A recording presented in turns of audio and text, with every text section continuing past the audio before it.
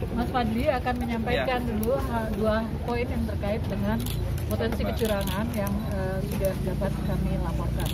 Silakan Mas Fadli. Ya, selamat malam rekan-rekan media.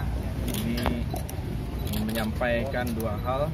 Ya, pertama terkait dengan adanya apa yang disebut seperti OTT atau penggerebekan terhadap petugas-petugas dari BPN, BPD, dan struktur partai yang membawa dana masyarakat untuk dukungan bantuan bagi transportasi dan logistik saksi.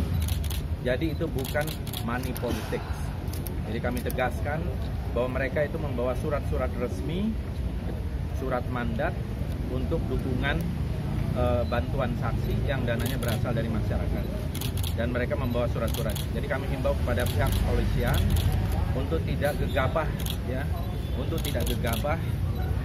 melakukan operasi-operasi yang bisa mencederai demokrasi kita.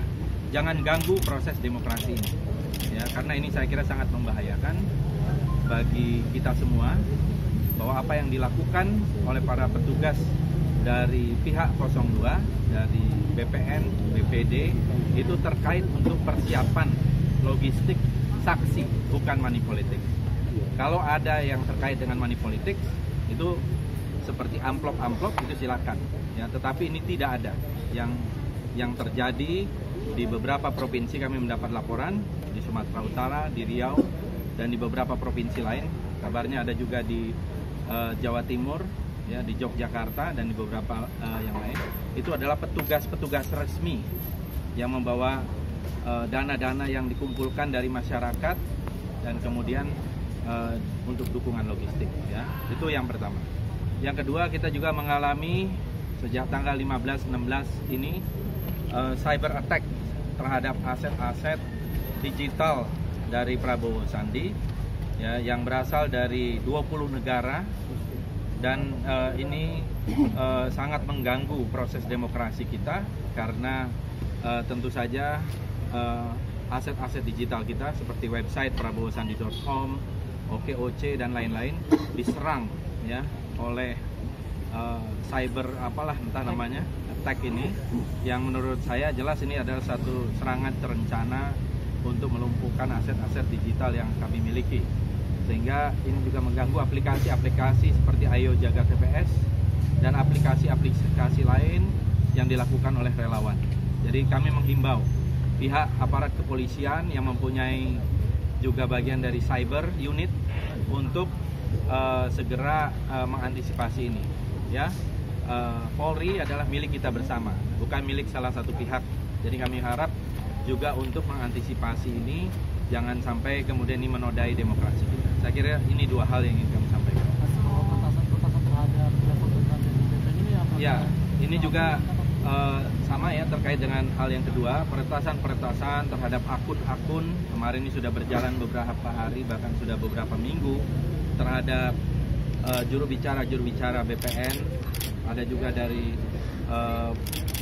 semua tim BPN yang cukup banyak yang dihack atau diretas. Saya kira ini juga jelas bagian dari sebuah operasi politik, dan operasi politik pasti melibatkan kekuasaan, gitu ya.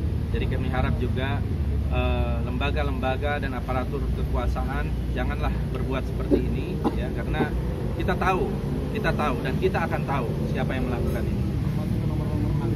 Ya, termasuk ke nomor-nomor HP, mengkloning HP, mengkloning WhatsApp dan sebagainya, kemudian menyebarluaskan fitnah, menyebarluaskan adu domba.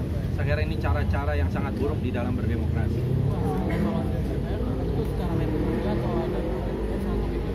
Ya, saya kira ada satu provider yang agak dominan, gitu ya. Kalau tidak salah dari Telkomsel, ya, yang Telkomsel yang agak dominan untuk mengirim itu, menurut laporan yang kami terima. Pak, indikasi tadi disampaikan ini terkait dengan kekuasaan. Indikasi sejauh ini yang dimiliki oleh BPN sampai mengarah pada hal tersebut itu apa? Ya, siapa lagi kalau bukan kekuasaan, ya kan? Kita yang mempunyai instrumen seperti itu siapa? Kan hanya ada beberapa lembaga saja, ya kan? Dan lembaga itu pasti lembaga kekuasaan. Gitu. Terkait dengan hal itu sudah ada langkah yang dilakukan? Ya, langkahnya kita berusaha untuk menahan cyber attack ini. Kita coba, dan kami juga menghimbau kepada para relawan untuk bersabar. Kita coba ya dengan segala usaha dan bantuan dari mereka yang ahli di dalam bidang IT, supaya aset-aset digital yang kita miliki ini bisa berfungsi kembali dengan baik, sehingga bisa merekam semua kegiatan-kegiatan. Kami yakin bahwa ini bisa pulih kembali, ya mudah-mudahan. Tetapi secara manual kita akan juga mengerahkan seluruh saksi-saksi dan juga relawan-relawan ke TPS-TPS besok hari.